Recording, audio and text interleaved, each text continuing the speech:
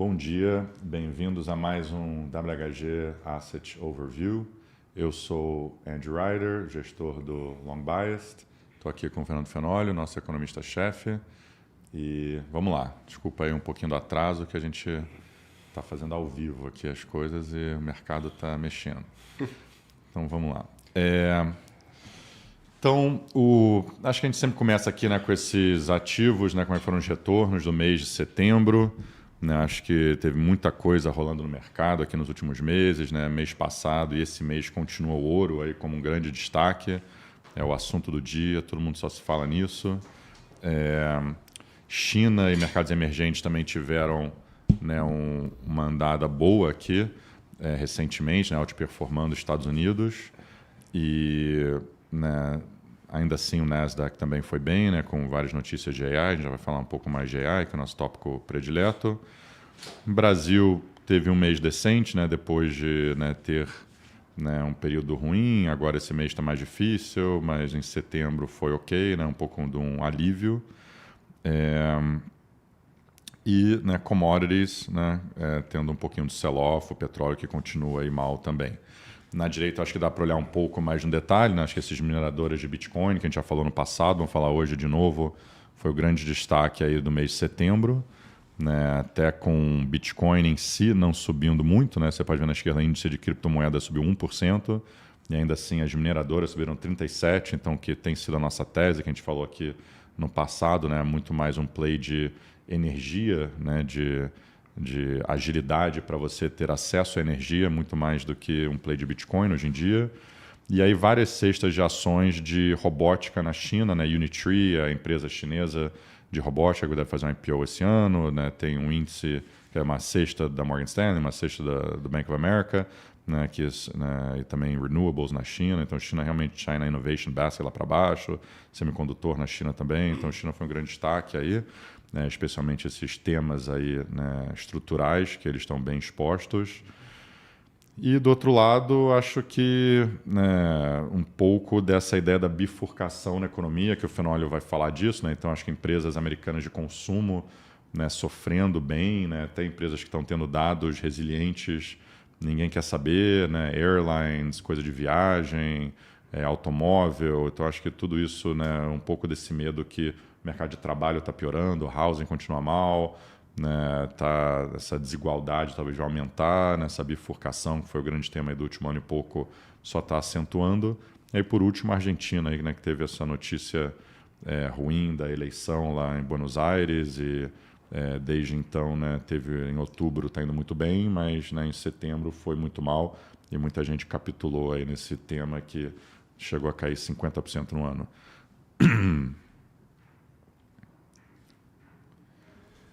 Vamos lá um pouco. Acho que o tema principal da parte macro é comentar um pouco sobre essa questão da economia bifurcada.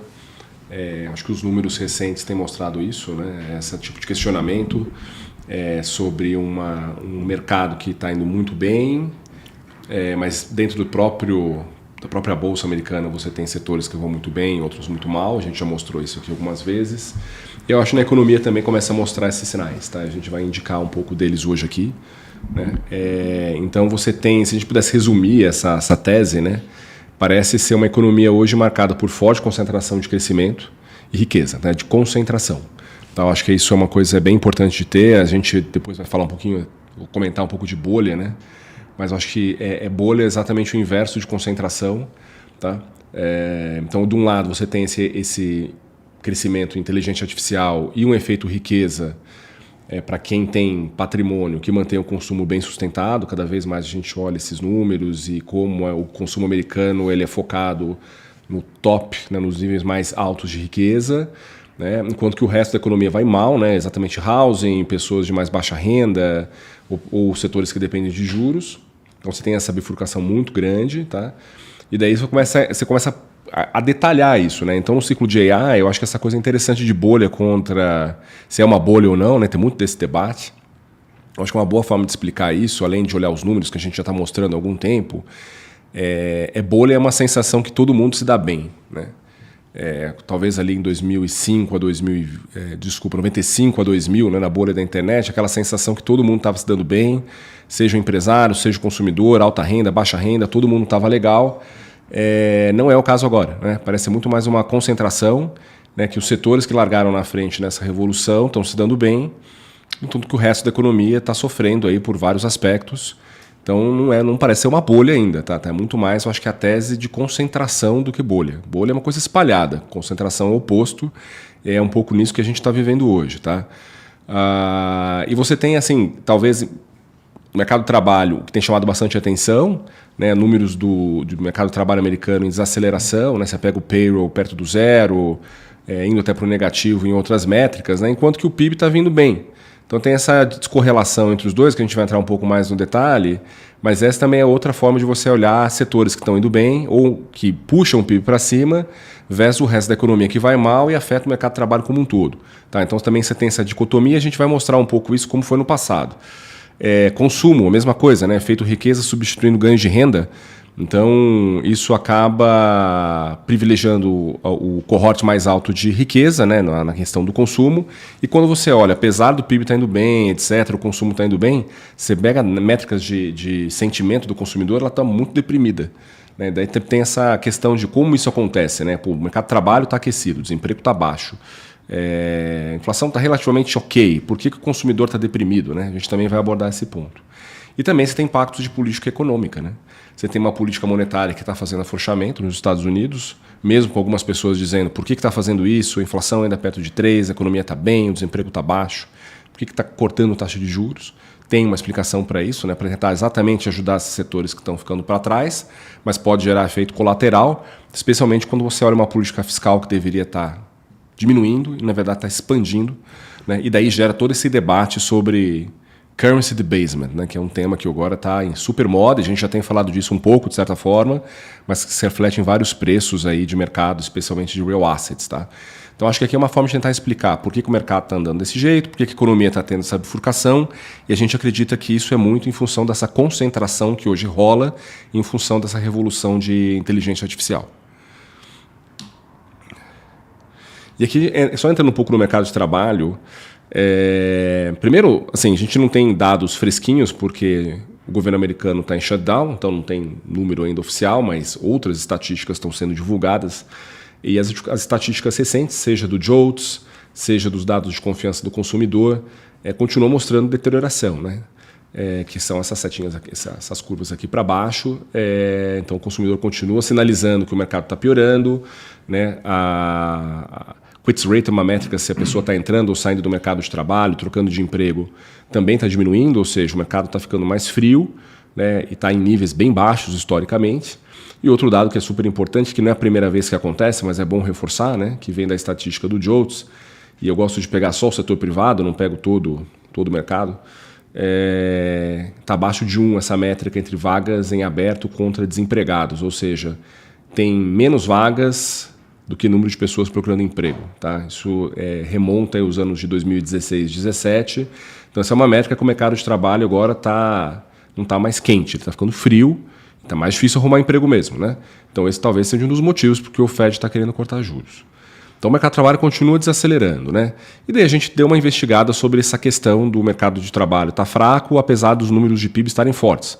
O que chamou a atenção foi o dado do PIB do segundo TRI, especialmente quando você olha o PIB privado, foi um crescimento acima de 3%, e ao mesmo tempo o payroll está desacelerando. Então a gente deu uma avaliada nesse tema.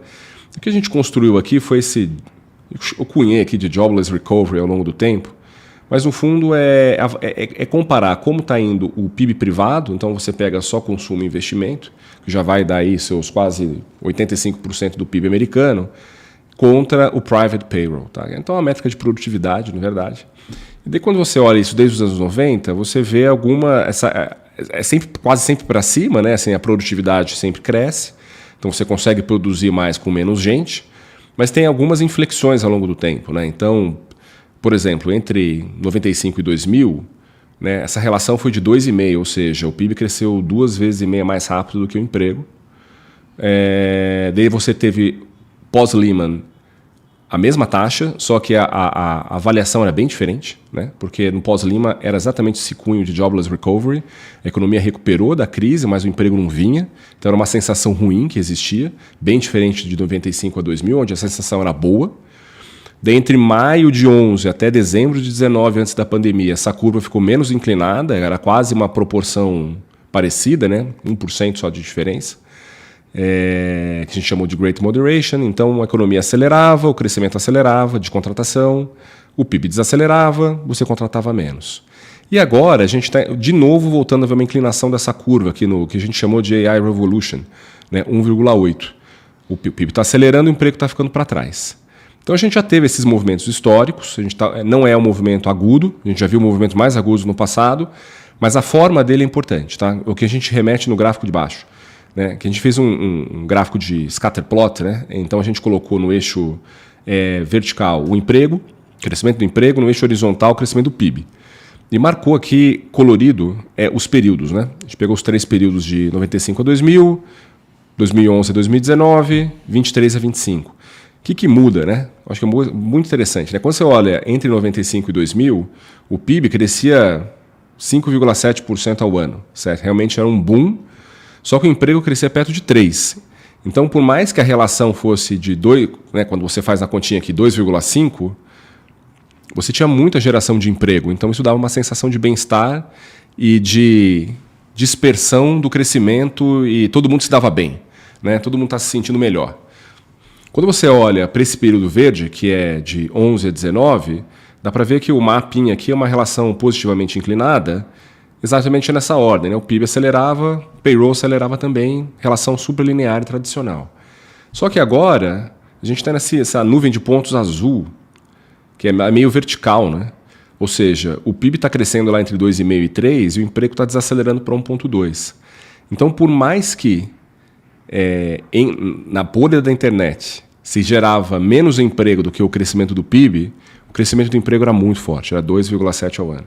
Agora, o crescimento do emprego é muito baixo, e isso que gera a sensação de mal-estar. Então, hoje você está substituindo mais emprego do que foi entre 95 e 2000, e eu acho que essa geração de emprego mais baixa do que o normal é que está gerando toda essa sensação de desconforto em boa parte da população, e todas essas teses, e a gente já trouxe aqui também, sobre a substituição de boa parte de pessoas jovens, né, por AI. Então, o crescimento acelera, o emprego é mais baixo, que foi bem diferente de 95 a 2000, apesar dos ratios na época serem maiores do que hoje. E o sentimento é que está só no começo, né? Nem começou a pegar direito. Exato, essa inclinação de 1,8 ela pode virar 2,5. Né? O PIB pode continuar crescendo 2,5 ao ano, só que daí o emprego vai crescer abaixo de 1. Né? E vai dar uma sensação ainda pior de que as coisas não estão acelerando. Então, pode ser só o começo e pode ser pior. Segundo ponto, consumo. Tá? Realmente, quando você vai aqui no detalhe, a gente pegou aqui dados de riqueza, o Fed divulga isso, então você pega o top 10 de riqueza nos Estados Unidos, né, as pessoas que estão no topo da pirâmide de riqueza, contra o resto, bottom 90. Então, não é nem os extremos, eu estou pegando o topo contra o resto. Isso aqui a gente pegou riqueza financeira. Tá? Então, é riqueza em ações e mutual funds, que é o que o Fed publica, né? O Fed não publica a divisão, a quebra em relação, por exemplo, à renda fixa. Mas aqui dá uma ideia porque isso é líquido, né? Você tira a dívida também, né? Isso é líquido, tira a dívida. A dívida tem caído muito, né? Desde a Lehman e tal, só cai, né? Então, o gráfico diz tudo, né? Você tem aí o top 10 praticamente no auge da sua riqueza, 44 tri, né? Isso está ajustado pela inflação. O bottom 90 também está meio no auge, tá? Só que o gap é muito grande. Esse é o ponto, né? E daí você começa a gerar esse tipo de comportamento nos dados, né, que a gente circulou aqui em cinza, que é consumo contra a renda. Hoje você vê um consumo crescendo a 2,70 ao ano, mas uma renda desacelerando, que foi um cenário parecido com o que aconteceu entre 2003 e 2005. Tá? O consumo foi muito na frente da renda. Né? Foi um momento que eu lembro em que a poupança chegou a ser negativa nos Estados Unidos, depois o dado foi revisado, mas era uma sensação de que as pessoas estavam mais confiantes e estavam despoupando menos, porque tinham ganho de riqueza. Tá? E talvez a gente esteja vendo o mesmo cenário hoje. A riqueza está crescendo, as pessoas estão consumindo, né? Cada vez o consumo é mais baseado no top 10 e por isso que você tem essa descorrelação. E aí a gente fez uma avaliação um pouquinho mais no detalhe disso, que aqui é o gráfico da direita em cima, que é a evolução da riqueza no housing boom. Eu peguei de 2003 a 2005 para ficar o mesmo período de tempo agora, que a gente cunhou de AI Revolution, de 2022 a 2025. E a razão é porque na época tinha essa ideia, né, que o consumidor está ganhando dinheiro só comprando e vendendo casa, que estava tendo desemprego por causa da globalização, né, toda essa ideia, né, que o Trump acabou, né, crescendo com isso, né, de desemprego no Midwest, né, de, sei lá... Foi quando a China entrou no mercado. Manufatura, etc. Então estavam hollowing out da economia, né, não sei como é que fala em português, mas virando oca a economia no sentido que não tinha mais a classe média e que sim, as pessoas estavam ganhando dinheiro com ativos, era uma bolha, né, porque, né, os ativos subindo para caramba S&P, alavancagem, tudo quanto é lugar, housing era o grande símbolo disso.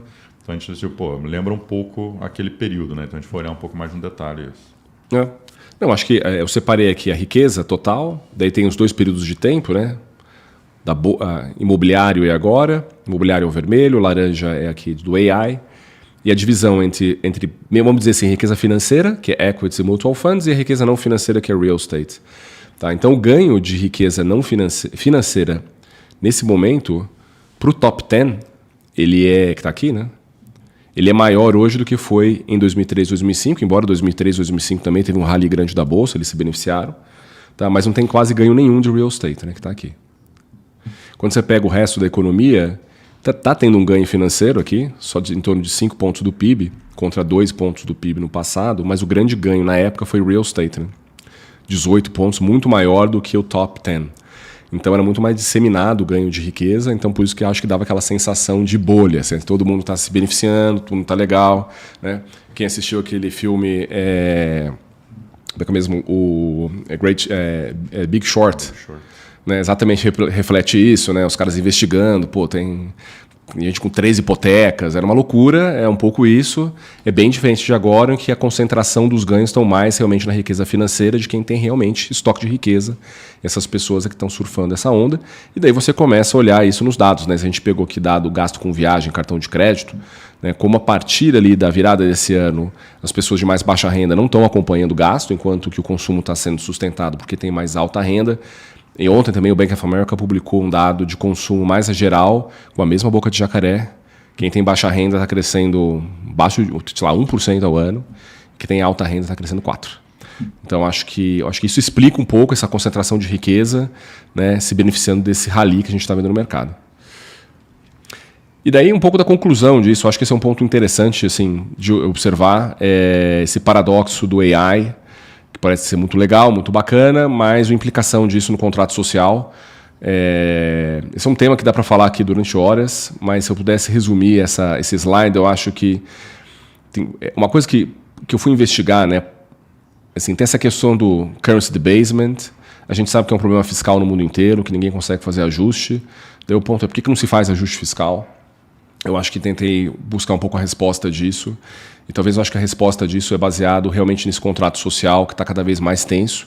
Eu acho que você tem um welfare state que é completamente insustentável no mundo desenvolvido, tá? Especialmente pelo envelhecimento da população, mas que é praticamente muito complicado, nenhum governo tem capacidade de cortar benefício, fazer ajuste. Tá? E talvez o caminho que esses governos estão seguindo é basicamente inflar a dívida com inflação. Tá? Por isso que está tendo essa corrida por ouro, etc. A gente está vendo todo esse populismo. Na França, por exemplo, vão desfazer a reforma da Previdência para aprovar orçamento. Acho que esse é um bom exemplo. Só que a partir do momento que você toma essa decisão, você acaba afetando a geração mais jovem. Tá?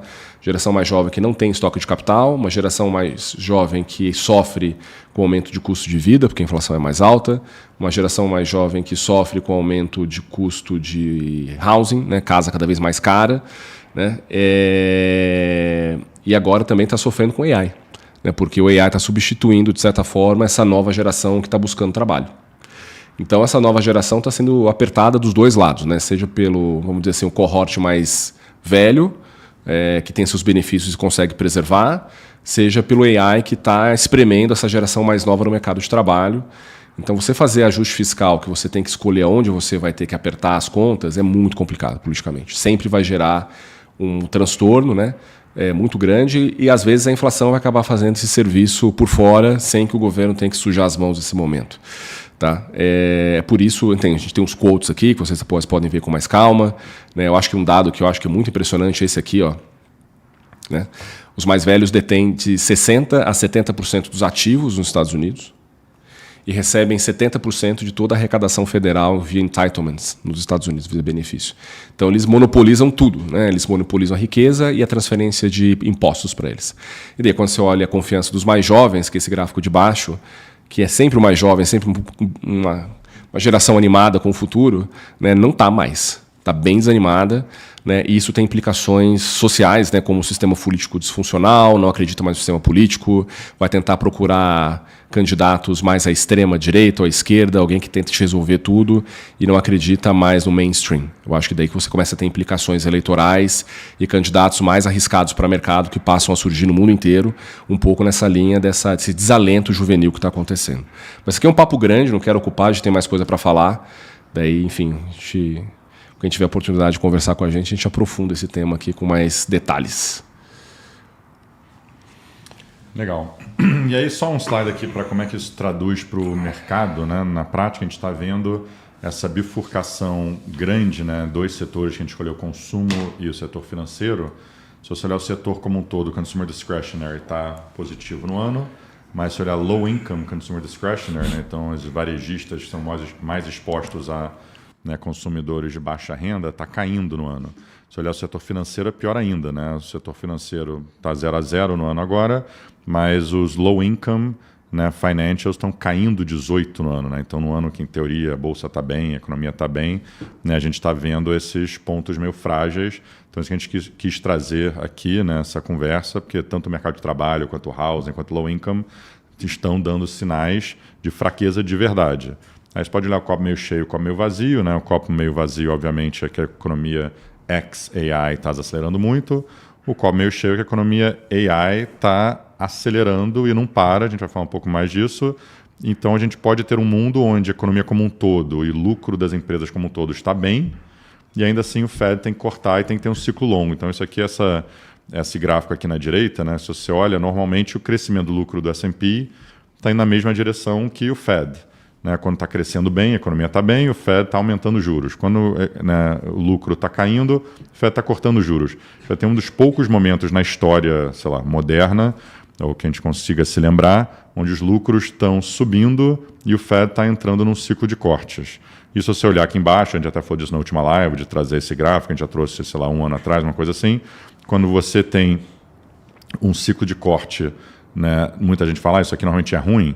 Sim, normalmente é ruim porque você normalmente está cortando juros porque a Lehman explodiu, você teve 9/11, você teve, né, Covid, alguma coisa assim. Mas se você está cortando juros e você não tem uma recessão, normalmente isso aqui é o melhor, né, ambiente para ativos de risco no mundo. Então, né, isso é o grande debate que a gente tem na Bolsa. Um dia as pessoas estão olhando o copo meio vazio, um dia as pessoas estão olhando essa foto aqui que é o copo meio cheio.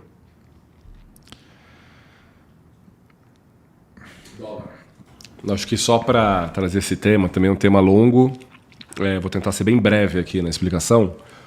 A gente trouxe os ciclos do dólar aqui desde 73 e tentar entender um pouco quais são os drivers, né? O que levava o dólar a subir, a cair, e pensar um pouco daqui para frente, tá? Mais provocativo mesmo.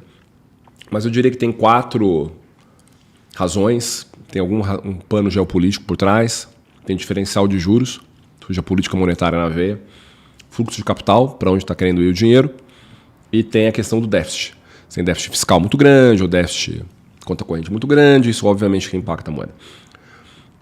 O ponto é o seguinte, tá? Cada fase de up and down do dólar, ele realmente tem um motivo assim, geopolítico grande, dá para ver aqui na tabela. Tá? Mas uma coisa que é muito importante para pensar o dólar é juros e fluxo de capital. Então, esse geopolítico meio que combinava com a política monetária. Às vezes, talvez a política monetária que você gera o geopolítico anterior. Né? Mas eu vou dar um exemplo, por exemplo. Essa queda do dólar entre 84 e 92, daquele pico histórico, que caiu 33%, foi o Plaza Accord, considerado esse movimento geopolítico, ele teve 2 aspectos econômicos macro super relevantes. Primeiro, o Fed saiu dos juros de 20% para 3%. Então, cara, o carrego diminuiu demais e você tinha uma alternativa para alocar seu capital. Naquela época você tinha um bull market de Japão e Alemanha. Né? Só lembrar que nos anos 80 o Japão era considerado o que a China é hoje. Né? É só assistir os filmes americanos da época que você vai ver que o japonês era o que tirava o sono do americano. Então tinha essa alternativa. Quando você pega entre 92 e 2002, só para ter o exemplo contrário... E o fiscal estava muito mal naquela época também. Esse déficit de gêmeos aumentou bastante nesse período. Também, foi de 3 para 6,5. Você pega entre o up 92 e 2002, você viu o fim da Guerra Fria, .com, que foi o surgimento da internet, mas o Fed subiu os juros para 6%. Tá? O Bundesbank cortou na época porque estava na reunificação e teve crise de mercado emergente de câmbio fixo. Então o dinheiro... Com esse Fed aumentando os juros. Né? Que foi o trigger. Então o dinheiro foi todo para os Estados Unidos. Né? Até ter a volta... O fiscal melhorou muito na época do Clinton. Do Clinton melhorou muito, exatamente. Está aqui, 5%. Tá? Você pega, por exemplo, vamos dar um fast forward aqui para 2011 e 2025, o último ciclo de alta. Que é o excepcionalismo americano que a gente cunhou, mas você teve um tech cycle gigantesco que atraiu capital. Você teve um Fed que começou a normalização de juros muito antes, de Europa e Japão. Né? Terminou o QE, começou a subir juros, enquanto a Europa fazia ainda QE. Agora, tem que lembrar que todo o resto do mundo importante estava em crise. Teve crise europeia, você teve China também com crise de housing, e o mercado emergente sofreu com commodity baixa. Então não tinha para onde ir, não tinha alternativa. Sobrava os Estados Unidos e daí o dólar subiu 46%. Agora, já estava piorando aqui o déficit, né? Mas não foi importante naquela época. O que determinou tem alternativa para eu colocar meu dinheiro? E onde estão os juros? Daí a gente vai para agora. Né?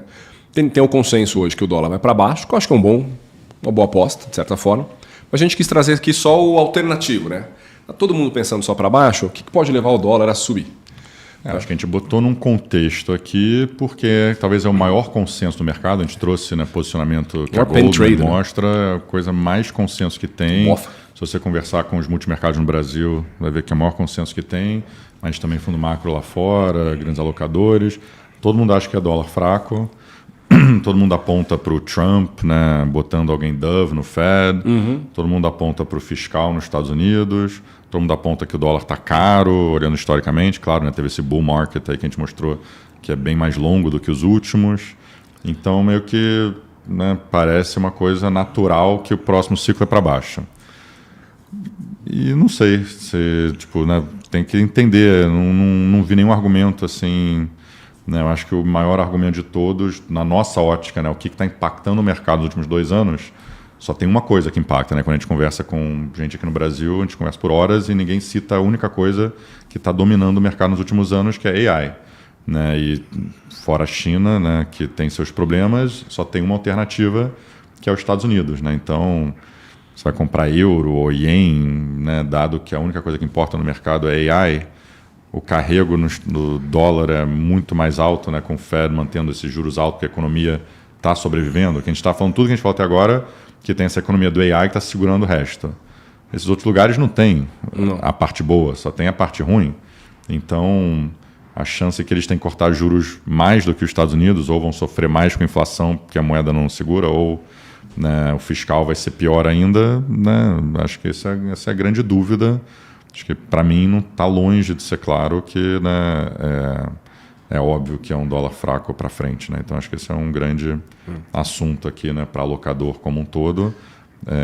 Se a gente acha que AI é a coisa mais importante, essa falta de alternativa que teve na última década só vai aumentar. O que eu posso complementar aqui em 2 minutos ou é que talvez não tenha alternativa ao dólar em fiat currency, em moedas. Mas o que o mercado está falando é a minha alternativa ao dólar são ativos reais. Eu vou comprar ouro, eu vou comprar prata, eu vou comprar Bitcoin, eu vou comprar whatever. S&P. S&P é uma delas que também é um ativo real, mas toda essa história de currency debasement é um pouco disso. Né? Então talvez o dólar moeda contra moeda, talvez como seu ponto está certo, mas quando você compara com ativos que são não moeda, mas são considerados reserva de valor, eles sobem e o debasement está sendo feito aí, e não contra outras moedas. Talvez essa seja a historinha dessa vez. Exatamente. Então aqui, né, o Fenólio ficou falando para eu falar um pouco mais do fundo, né, dado que agora é o WG Asset Overview, né, e a gente acertou muita coisa aqui nos últimos 2, 3 meses, se a gente inclui outubro também, e, né, o fundo agora está dando, né, mais de 40% no ano, né? Se a gente olhar desde o começo, a gente está dando o dobro do MSCI redeado, né? Incluindo o carrego, mais do que o dobro também do CDI ou do nosso benchmark, a IPCA mais o do IMAB, que nem todos os long bias aqui locais.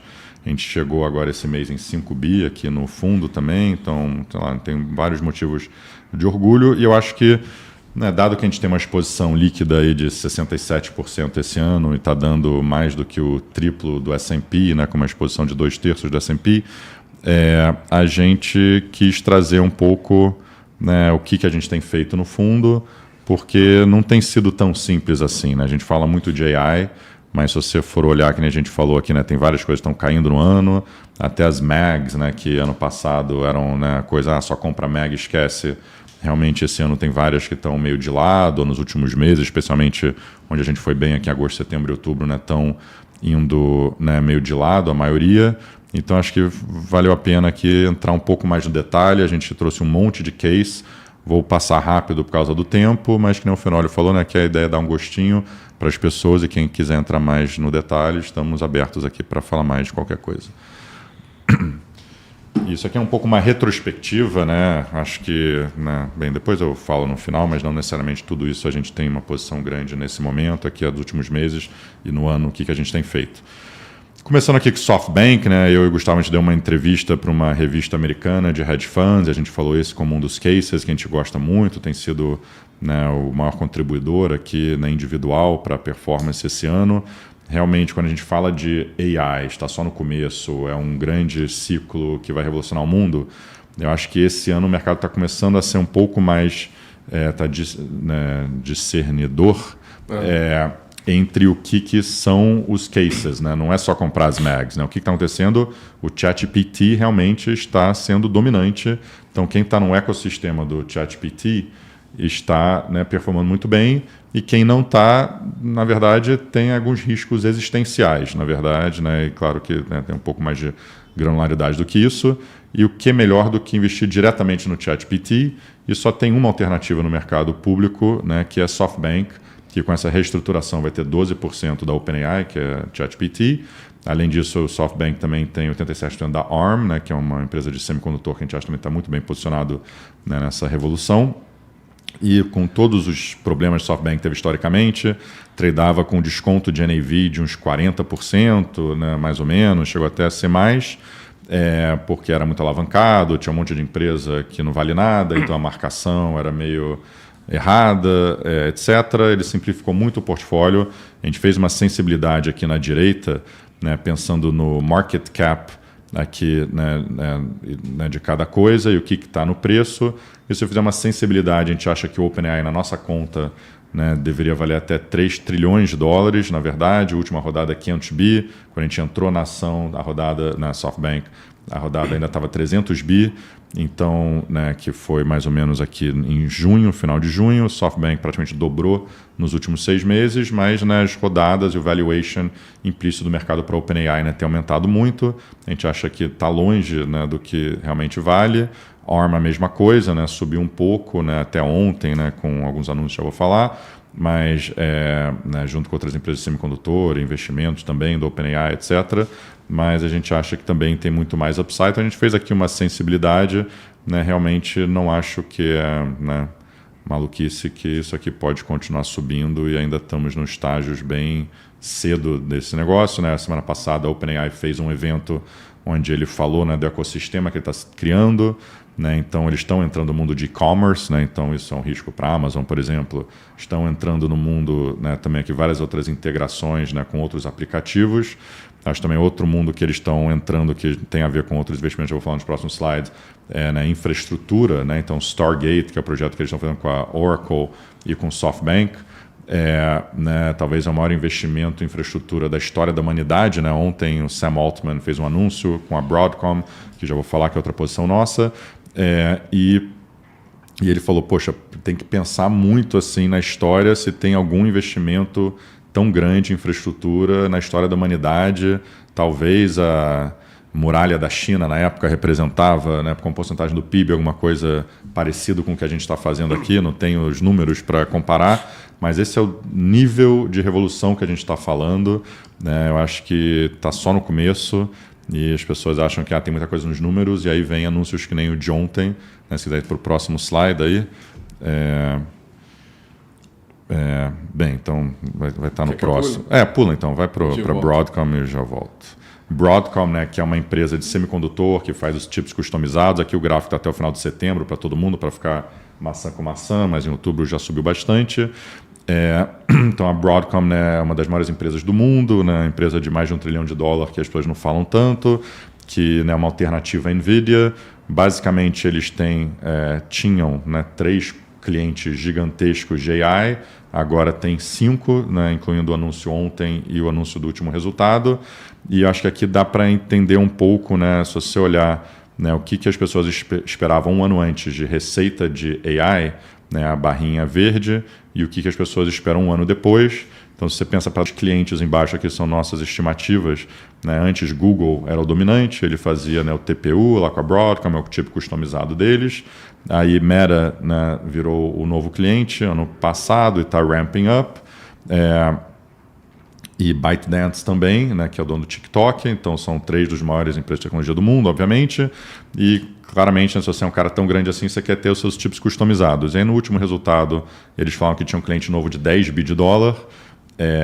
E todo mundo achava que era o OpenAI, e na verdade começou a ter um zoom no mercado, que na verdade é Anthropic, e ontem eles anunciaram um cliente novo, que é o OpenAI, e né, explicaram que não é o mesmo cliente que eles mencionaram no último call, que era o de $10 bilhões, e o Sam Altman e o Hock Tan, que é o CEO da Broadcom, fizeram uma live juntos, onde eles discutiram isso, e é um projeto de 10 gigawatts, né? Acho que assim, é uma coisa assim, monumental, por isso que eles falam esse negócio, né, do tamanho da infraestrutura que está sendo criada nos Estados Unidos. 10 gigawatts, se você traduzir para dólar, na nossa conta, né, do mercado, é bem mais que $100 bilhões. Né? Então, esse é o tamanho do anúncio do contrato que a Broadcom anunciou ontem, né? Isso num período de 3 anos por aí. Né, se você, né, começa no final de 26, então se você olhar aqui a conta de 2027, né, só nesses 5 clientes chega nesses quase $120 bilhões, sendo que isso está crescendo muito para frente. Né? Então acho que essa é a magnitude das coisas que estão acontecendo, que eu acho que é difícil das pessoas, né, entenderem quando a gente está nesse mundo aqui de falar de eleição e, né, essas coisas aí de juros altos e tal. Se quiser voltar... E não tem Mag 7 até agora. Exatamente, acho que eu não vou falar nenhuma Mag 7 aqui hoje, então acho que esse é um pouco parte da ideia. Um dos grandes gargalos desse mundo de tecnologia também é memória. Então a gente acha que, né, o consumo de memória vai explodir. A Hynix, que historicamente era meio que o segundo player coreano depois de Samsung, que sempre esteve na fronteira, é um setor que eu cobria desde o começo do buy-side, uns 20 anos atrás, lá em Nova York. Eu estava no fundo que focava nesse setor e, por coincidência, o mundo dá voltas, a gente voltou para isso. Na época, o boom era, né, o iPhone, o iPod, o iPad, tudo isso consumindo mais memória. Agora é mais no mundo de servidor, né, os GPUs que consomem muita energia e tal, precisam de muita memória, e tem uma memória específica para servidor, que é a HBM, que a Hynix é o líder nisso. Então eles agora, né, passaram a Samsung, eles que são os líderes, eles que estão na fronteira. A Samsung, semana passada, finalmente conseguiu o contrato com a NVIDIA, né, que a NVIDIA aprovou a HBM deles, né, mas a Hynix já está fazendo isso há, sei lá, 1 ano e meio, alguma coisa assim. Eles já estão no próximo nível de HBM, já estão falando de HBMs customizadas, provavelmente para os mesmos clientes que eu acabei de mostrar para a Broadcom, né, que são os grandes caras que estão gastando centenas de bilhões de dólares de CAPEX. E por ser coreano e ser historicamente o segundo player, eles tradam um valuation muito barato. Todo mundo acha que isso aqui é um business de commodity, que é um ciclo, que esse ciclo vai acabar e que está muito caro. Então, ele trada uns 5 vezes PE por aí, né, um price to book abaixo de 1. Né, um desconto muito grande para Micron, aqui a gente botou o price to book, o desconto, mas em PE também o desconto é gigante. E eu quis fazer essa análise aqui porque em 2027 é quando você finalmente tem o ramp up e tem um número estabilizado que está crescendo tão rápido, né, as coisas. A gente falou, pô, vamos olhar quanto que a gente estava ano passado, essa tabelinha aqui de baixo. A ação estava 174 mil, né, won, com um lucro por ação que a gente estimava em 30 mil. Dava um PE de 5,8. 5,8 obviamente é um PE muito baixo.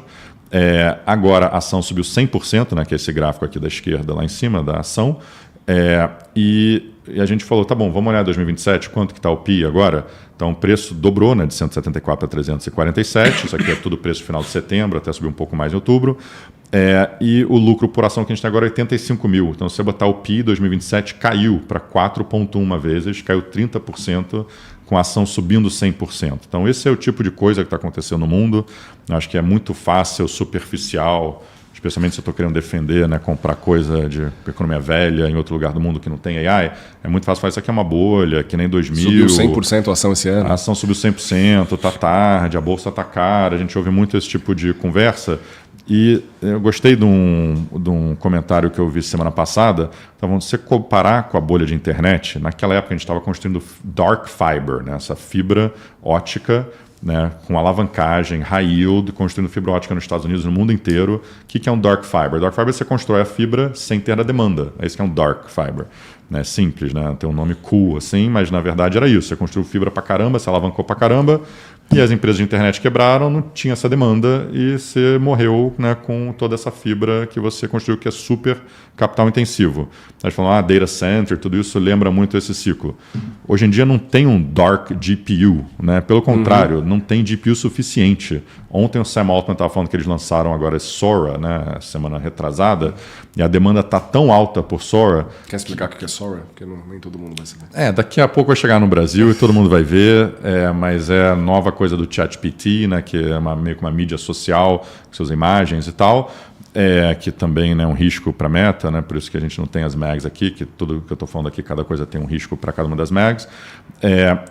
Mas o ponto é que o consumo está tão alto que ele teve que desacelerar quando você faz uma pergunta, uma demanda para o ChatGPT, está demorando um pouquinho mais ou ele está usando a versão um pouco menos sofisticada para te responder, e Sora também está demorando mais para você receber a imagem que você está querendo criar.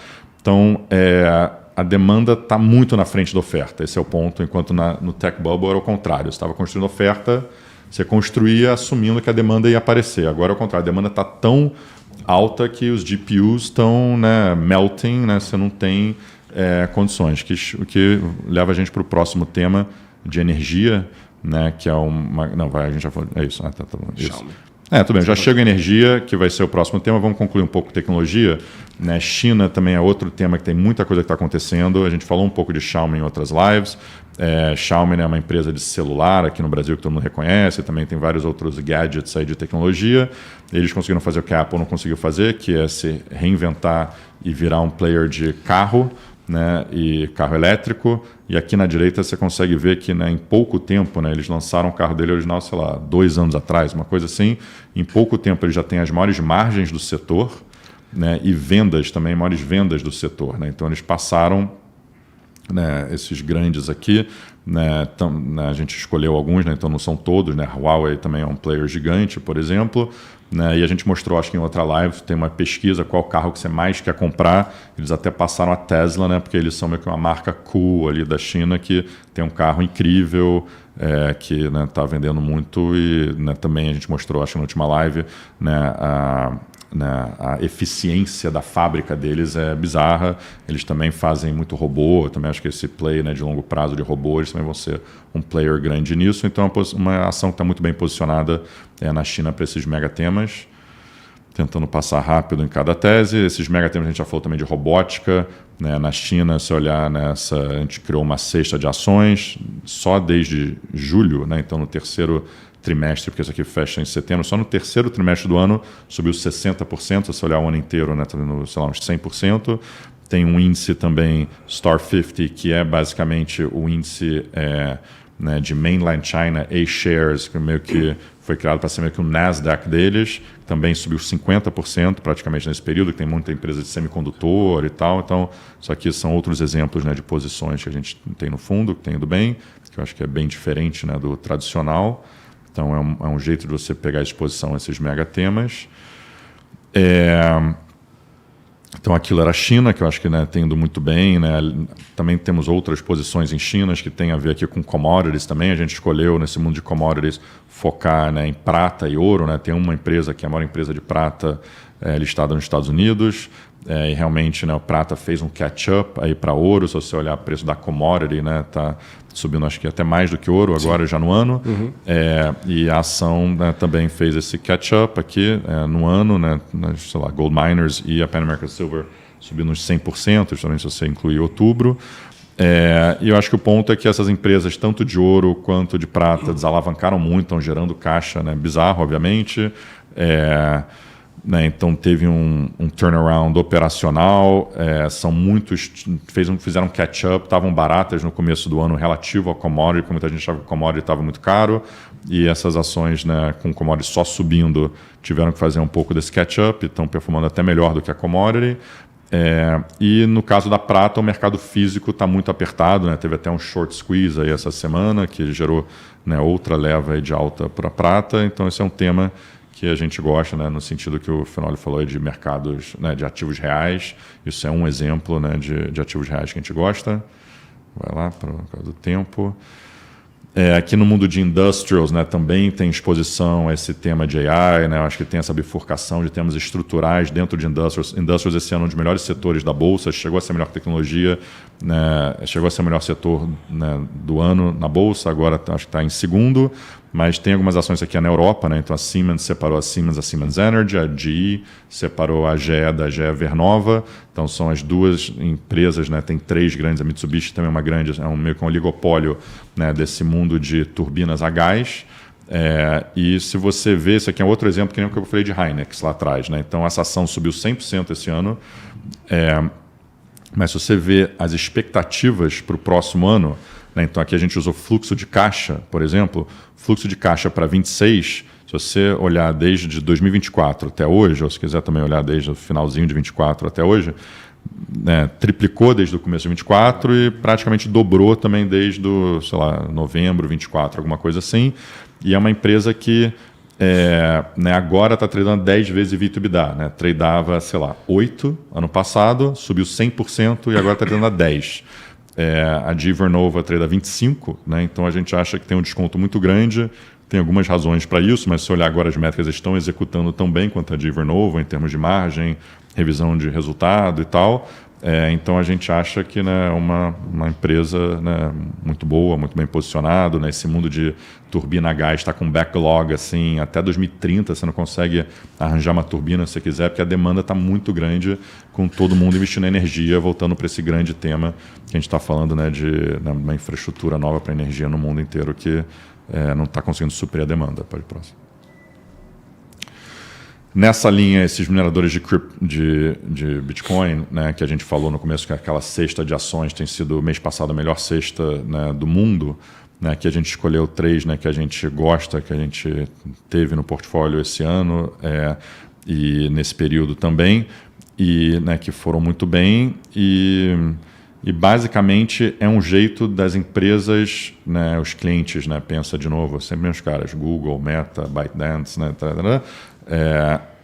OpenAI, Anthropic, terem acesso à energia rápido, né? Então, o que mostra aqui na direita é um pouco, se você for para uma utility tradicional nos Estados Unidos, aqui são as regiões de utilities, quanto tempo demora para você conseguir pegar a sua demanda, que eles têm que fazer um CAPEX, né? Tem que pegar o permit do governo, tem que liberar, etc, etc, revisar com o regulador, tudo. Está demorando mais ou menos 5 anos para você conseguir a sua energia. Então, na nossa conta, que é essa tabelinha aqui de baixo, qual que é a demanda por energia de data center, 65 acho que é gigawatts, isso, né? E quanto que está sendo construído hoje? São 5 gigawatts. Então, como você consegue, né, tem 15 na rede disponível nos Estados Unidos, isso inclui, né, Bitcoin mining. Então, o que as empresas estão falando é que vai ter um problema, vai ter uma falta de energia. Então, estão querendo construir mais, né? Tem vários outros jeitos de pegar isso, né? Nuclear, né? Energia renovável, gás natural, a gente também tem outros plays disso, mas acho que esse aqui é um play bem específico de você precisa de energia rápido.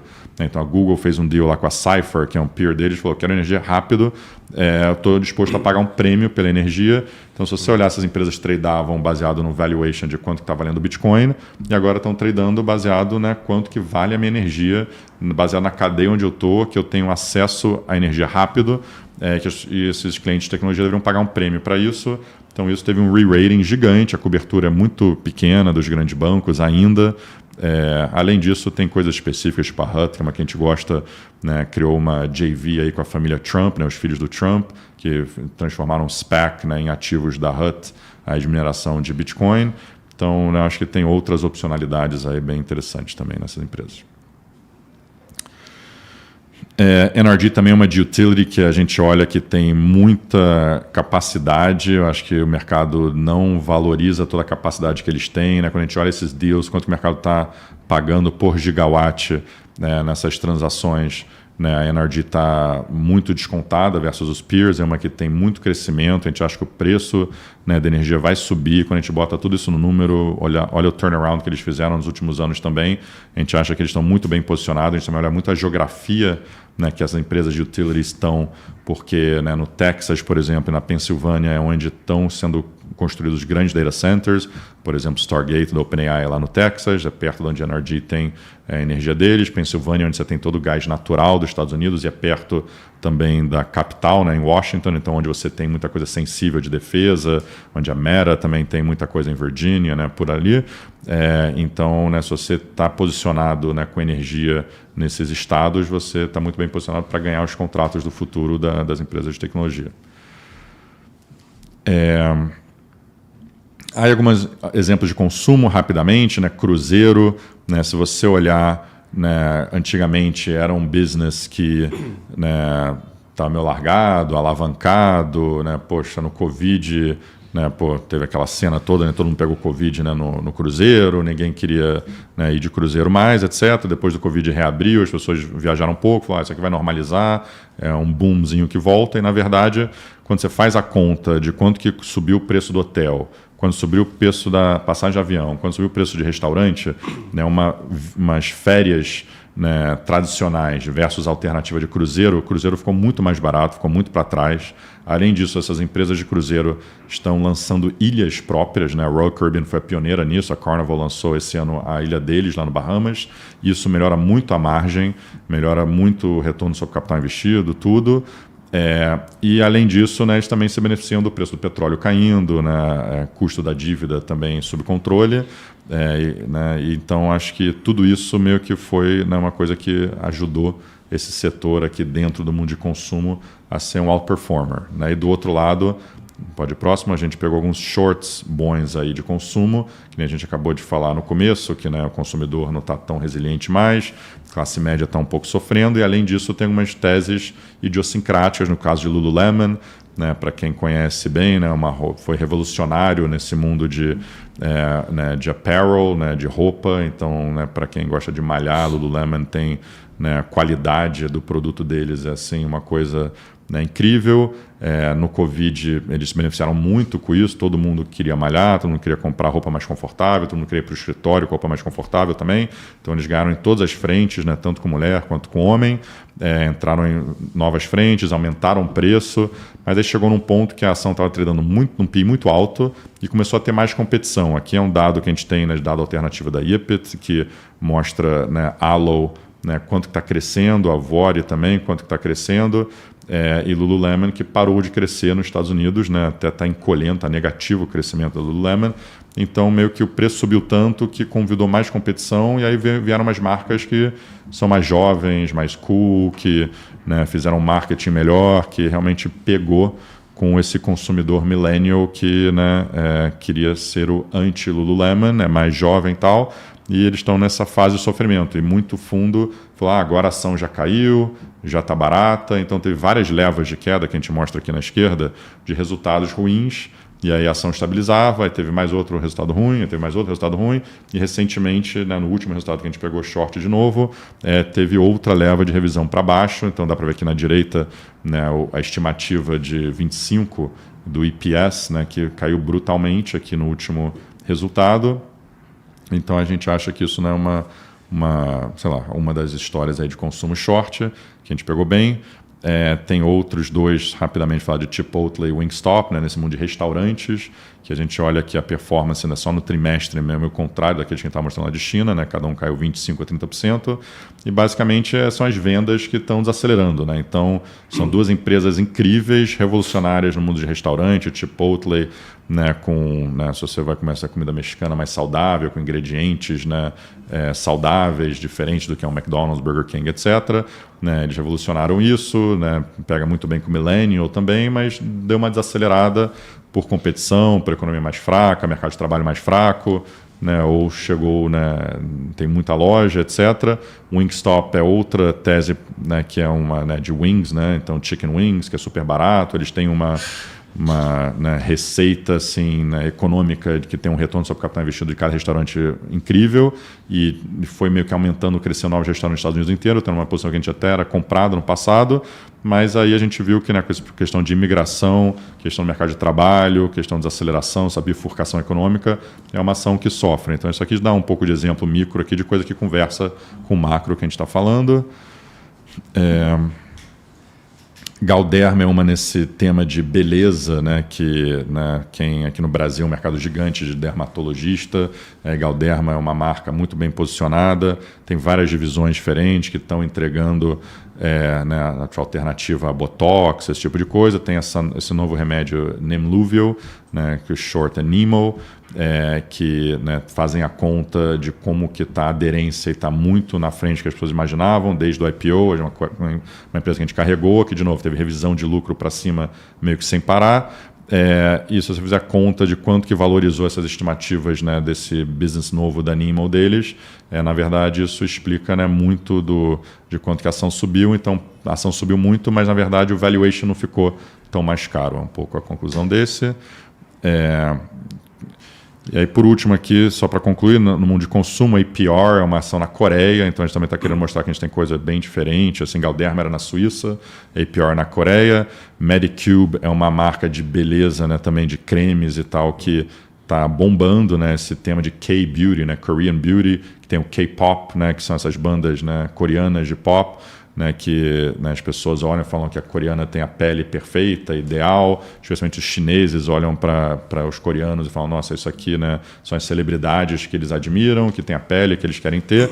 Então tem uma febre dessa marca Medicube no mundo inteiro, né, acho que entraram na Europa recentemente, também está uma febre, aqui no Brasil também muita gente né, que acompanha mais está vendo isso. A ação está subindo 400% no ano, mas se você olhar quanto que o EPS, o lucro por ação, está subindo também, sei lá, deve ser tipo 400%. Aqui a gente botou o número, né? Então, né, na verdade, e o PI era muito baixo no começo, porque era uma subsidiária da APR, e as pessoas estão começando a ver que isso aqui tem muito valor, e todo o resultado eles entregam, todo mundo acha, já está no preço, eles vão e entregam que o crescimento está o dobro do que todo mundo imaginava, e a ação, né, continua subindo. Então isso aqui está uma febre.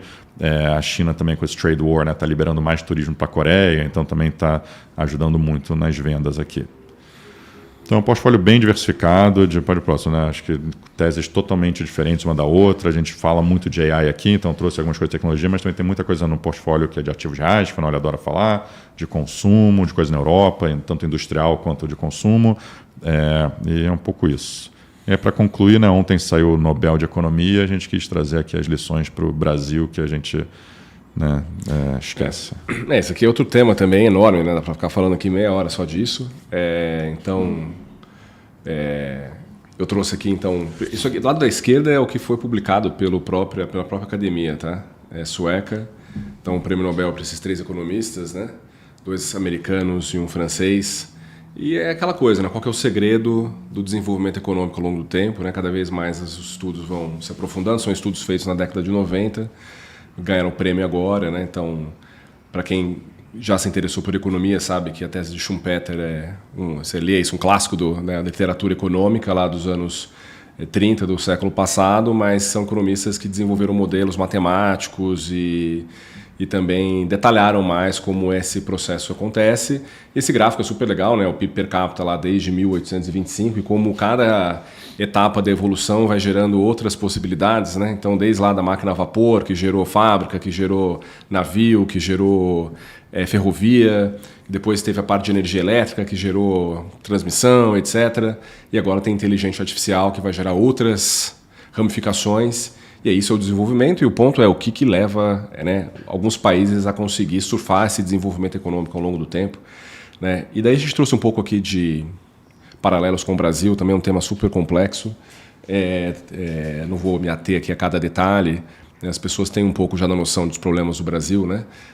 Mas se eu tivesse que resumir assim, em 2 minutos tudo isso aqui, mas quem quiser conversar com a gente depois a gente detalha mais, eu acho que é uma questão de essa questão da destruição criativa, né? As sociedades têm que tolerar a disrupção.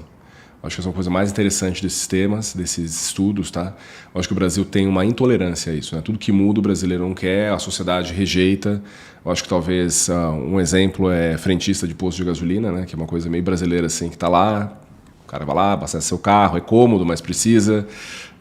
Então sempre tem essa... Não precisa. Né? Não precisa. Então, tipo, o que dá para fazer para evoluir, né? Essa pessoa podia estar empregada numa outra coisa se o governo ajuda nesse aspecto, né?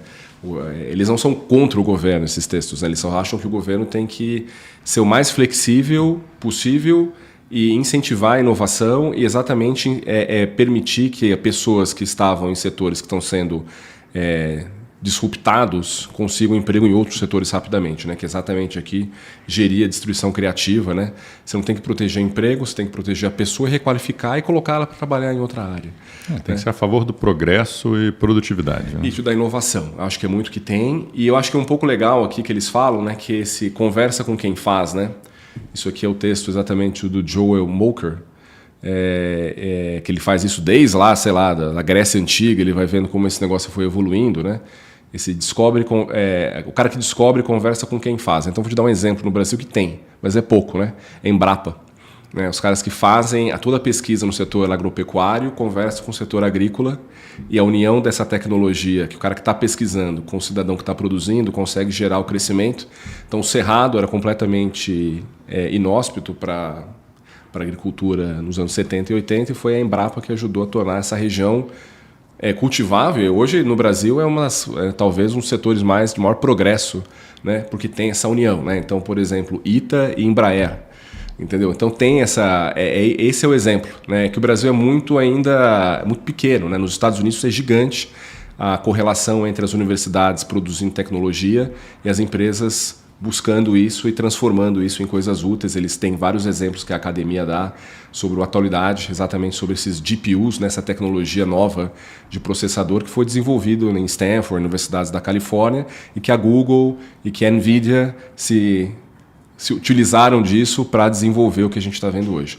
Então, um tema super legal, super bacana. Eu acho que é sempre bom pensar em Brasil nisso. No Brasil a gente pensa muito no curto prazo, na ajuda, no fiscal, se corta o juro, se não corta, mas o motor do desenvolvimento é isso. Então é um bom tema para a gente trazer e sempre lembrar que é isso que faz a economia realmente desenvolver. Que esses seus exemplos acho que podem confundir um pouco as pessoas, que são coisas meio do campo desenvolvimentista, né?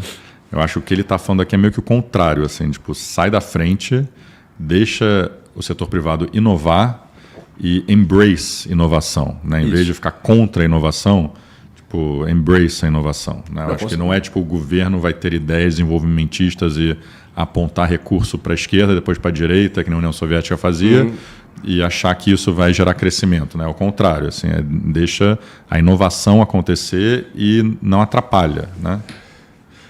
Tá, tudo bem, é uma longa discussão, mas eu acho que nessa conta das duas pontas, o Brasil tem um pouquinho disso, entendeu? Onde funcionou, que é no setor agropecuário, talvez tenha sido incentivado pelo governo, mas é isso que é inovação que eles dizem que funciona, né? Alguém que pensa e alguém que produz, eles se conectam e aí isso gera o desenvolvimento. Mas isso tem que ser numa escala gigantesca e, naturalmente, o governo não estando na frente para atrapalhar, permitindo que as mudanças aconteçam, né? E um pouco de curto prazo, eu acho que essa questão... Último slide aqui. Tentando trazer um pouco do global para o Brasil, né, uma coisa que eu particularmente percebo, né, que essa indisposição completa de fazer ajuste fiscal no mundo, seja nos Estados Unidos, na França, no Japão também, que trocou o primeiro-ministro, quer fazer o que o Abe fazia, tá para cair também, mas enfim, uma confusão. Eu acho que isso é um pouco o mood do mundo, né? Assim, não tem um desejo de fazer austeridade pelos motivos sociais que a gente comentou e não tem nenhuma vergonha de falar também que tem que fazer mais e se tiver que... Como vai financiar isso, a gente resolve depois. Eu acho que recentemente as medidas que têm circulado na imprensa, né, vão muito nessa onda, estão todas aqui listadas do lado esquerdo, né? Entre as que mais chamam a atenção agora é zerar a tarifa de ônibus, né, fim da escala 6x1, que tem um impacto gigante sobre comércio e serviço. Alguns dizem reajustar a Bolsa Família, embora isso aqui é um ponto mais dúbio, mas tem muita coisa entrando, né? Gás de graça, energia elétrica. Então, assim, tem assim, uma voracidade por medidas de expansão fiscal e nenhuma conversa de austeridade. Conversa de austeridade não é boa em nenhuma eleição. Agora, então, acho que é pior ainda, entendeu? E as pessoas estão mais do estilo, é isso aí mesmo, tem que fazer. Tá? Que é um pouco desse mood global. Então, acho que isso me preocupa, né, olhando para frente. Acho que quando a gente olha, por exemplo, ativos, acho que a gente está vendo isso na curva de juros, a gente comparou aqui de julho para cá, né, ali depois das tarifas do Trump, Brasil contra nossos pares na América Latina, né, o Brasil na curva de juros está muito pior, né, exatamente por essa questão fiscal. Eu acho que aqui está bem refletido isso. Né? Acho que antes você poderia falar que era esse negócio do Trump, tinha outras coisas acontecendo, mas acho que essa última pernada nesse último mês realmente é o fiscal mais esse polymarket que você vai falar. Mas o polymarket, porque tem essa discussão toda do fiscal, só que qual que é a probabilidade de se materializar, né? Você vai para o polymarket. O polymarket que agora começou a fazer esse tracking sobre eleição presidencial, coloca o Lula em ascensão desde principalmente outubro. Esse mês, né? E bateu quase 70%. Estava quase empatado a direita com a esquerda no começo de outubro. Isso. Agora está essa boca de jacaré aqui. Então você aumenta a probabilidade dos eventos da tabelinha se materializarem e daí você vai para a curva de juros e o juro fala, pô, a parte longa vai estar realmente com problema. Tem vários aspectos técnicos de emissão, etc. E, o kit Brasil começa a sofrer quando você compara com os nossos pares, né? Então, o polymarket vai ser super importante, isso mesmo, para acompanhar nessa eleição. Ela é legal porque é muita gente que participa, então tenta minimizar os vieses, né? E coloca aí, vamos dizer assim, o mercado com uma posição ainda muito positiva, até mais do que a gente calcula nos preços, né? Que a gente já mostrou aqui, que é mais meio a meio.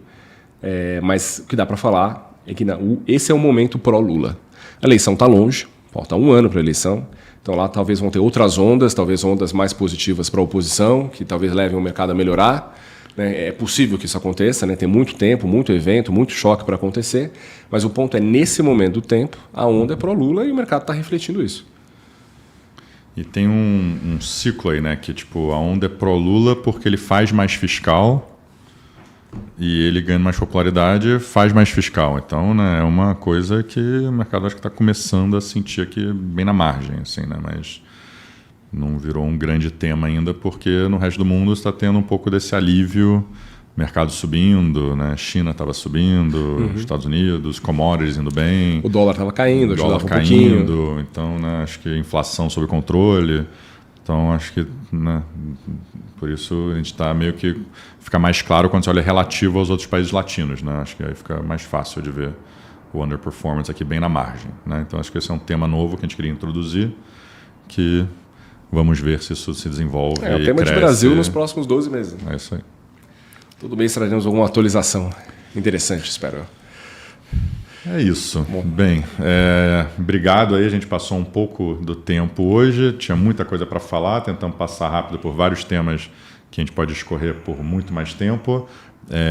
E né, foram introdutórios que a gente pode, né, continuar também nos próximos overviews também, desenvolver mais.